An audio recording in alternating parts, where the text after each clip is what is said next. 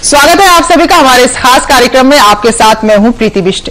खुशियों के साथ रंग और उमंग की बरसात जिस त्योहार में होती है उसे हम होली कहते हैं, और होली को जो हमारे बीच लाता है उसे कहते हैं होलाष्टक, यानी वो 8 तिथियां जिसमें न सिर्फ पाप को भस्म किया जाता है बल्कि रंगों से, प्यार से गैरों को भी भिगोया जाता है। तो होलाष्टक के कई मायने हैं और भाग्य को संवारने वाला भी होता है होलाष्टक, लेकिन कैसे और क्यों, ये सब जानने के लिए बने रहिए अगले आधे घंटे तक हमारे साथ।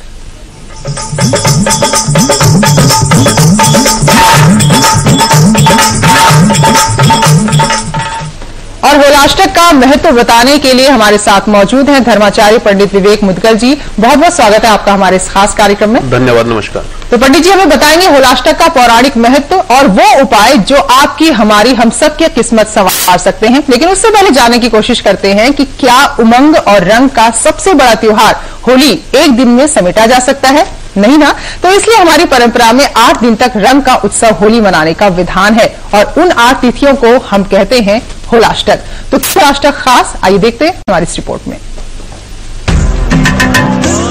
वो आता है रंग अबीर गुलाल के संग, भरपूर उमंग साथ लाता है।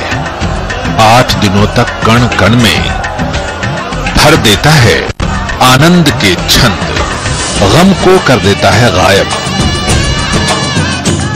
गैर को भी बना लेता है अपना, सिखा जाता है जीने की कला। रंगों में खुशियां भरकर, गुलाल में उत्साह की ऊर्जा भरकर और दिल में दुनिया भर को गले लगाने के भाव भरकर जो हर साल हमारे घर आंगन मोहल्ले में आता है, वो अत्याचार की होलिका जलाकर उत्साह उमंग का उत्सव मनाता है और हम उसे बड़े प्यार से कहते हैं होलाष्टक। होलाष्टक की पहली तिथि को ही होलिका दहन की तैयारी शुरू हो जाती है। होलिका दहन के लिए किसी चौराहे या गांव मोहल्ले की छोर पर घास फूस लकड़ियां जमा करना शुरू कर दिया जाता है ताकि अत्याचार की होलिका, पाप की होलिका का दहन आग से हो सके।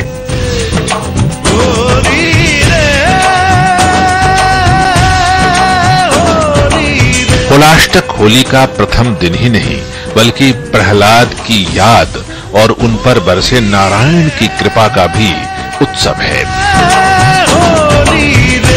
भक्त प्रहलाद को बचाने के लिए भगवान विष्णु को नरसिंह का अवतार लेना पड़ा था, उसकी याद भी ताजा कर जाता है होलाष्टक। होलाष्टक में शुभ कार्य वर्जित हैं, लेकिन जो भी इंसान होलाष्टक में प्यार अपनापन बांटता है, पाप को समूल नष्ट करने में योगदान देता है, ईश्वर का स्मरण करता है, गैरों को भी गले लगाता है, उस पर भगवान नारायण की कृपा बरसती ही बरसती है। होलाष्टक की महिमा और होलाष्टक के कर्मकांड की खास चर्चा शास्त्रों में मिलती है, लोक परंपराओं में मिलती है। लेकिन होलाष्टक में क्या करें, क्या न करें, क्यों करें और कैसे करें होलाष्टक को अपने लिए शुभ में, ये सब जानिए। अभी बने रहिए हमारे साथ। समय के लिए भोगेंद्र पाठक। तो अगर अब भी आपकी जिज्ञासा शांत नहीं हुई है, बहुत सारे सवाल आपके मन में है, इसका पौराणिक महत्व जानना है, इसको मनाने का तरीका जानना है, तो पंडित जी हमारे साथ है। पंडित जी एक बार फिर से आपका स्वागत करना चाहेंगे। जो सबसे पहला और स्वाभाविक सवाल, होलाष्टक क्या है, क्यों इतना महत्व है इसका? देखिए, हमारे हिंदू धर्मों में, शास्त्रों में, पुराणों में, ग्रंथों में हर व्रत और त्योहार का अगर आप बारीकी से अध्ययन करना चाहते हैं तो उसके लिए आपको ज्योतिष शास्त्र को समझने की परम आवश्यकता है। जब तक आप ज्योतिष शास्त्र नहीं समझेंगे तब तक आप अपने व्रत और त्योहार को नहीं समझ सकते। होलाष्टक, होली, होलाष्टक का मतलब होली प्लस अष्टक, अष्टक का मतलब 8 दिन। फाल्गुन शुक्ल पक्ष की अष्टमी से लेके फाल्गुन शुक्ल पक्ष की पूर्णिमा तक के दिनों को होला अष्टक कहा जाता है। ये 8 दिनों को, इन 8 दिनों को मिला के, 8 तिथियों को मिला के होला अष्टक का शब्द बना, जो कि कहीं ना कहीं इस समय में सभी जो हमारे संस्कार हैं, 16 संस्कार या जितने भी सांसारिक सुखों को भोगने वाले सुख है, उनको वर्जित कहा जाता है। जी बिल्कुल। तो आज से कौन कौन सी ऐसी बातें हैं जिन पर ध्यान रखना जरूरी है, या फिर आज के खास दिन की शुरुआत कुछ खास तरीके से होती है? देखिए, बिल्कुल, सबसे पहले तो हम ये जाने कि ऐसे में ये वर्जित कहा क्यों गया। शास्त्रों ने इस 8 दिनों में विशेष रूप से वर्जित क्यों कहा ज्योतिष शास्त्र में? इसके लिए ज्योतिष शास्त्र को समझने के लिए सूर्य और चंद्रमा का अध्ययन करना होगा। सूर्य और चंद्रमा से ही हमारे तिथि वार नक्षत्र योग करण होते हैं, या समझे कि पंचांग या पूरा ज्योतिष शास्त्र सूर्य और चंद्रमा के इर्द गिर्द घूमता है। सूर्य और चंद्रमा से ही व्रत और त्योहार बनते हैं। आज की जो स्थिति है, सूर्य मीन राशि में है, चंद्रमा मिथुन राशि में है, और सबसे मेन जो सबसे जरूरी है वो है चंद्रमा की स्थिति।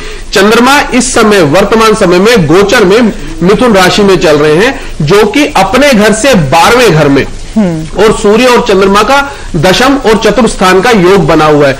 चंद्रमा हमारे मन के कारक कहे गए हैं। चंद्रमा का मतलब है हमारा मस्तिष्क, चंद्रमा का मतलब है चंचलता, चंद्रमा का मतलब है अस्थिरता, चंद्रमा का मतलब है पानी। ये इन सब चीज के कारक माने गए हैं। तो ऐसे में ऐसा क्या होता है कि जो सभी चीजें वर्जित मानी जाती हैं, क्योंकि आपने जैसे पहले सुना होगा, समझा होगा कि इस समय में सूर्य मीन राशि में आके अपनी क्षीण अवस्था में चले जाते हैं, अपने से 8वें घर में आ जाते हैं। यानी कि ऊर्जा का प्लेनेट, एनर्जी का प्लेनेट सूर्य, वो कहीं ना कहीं अशुभ स्थिति में है, और जो मन का स्वामी है वो कहीं ना कहीं बलशाली है, जिस वजह से हम अपने मन के ऊपर कंट्रोल नहीं कर सके, और जिस वजह से इन कार्यों को वर्जित कहा गया। जी बिल्कुल।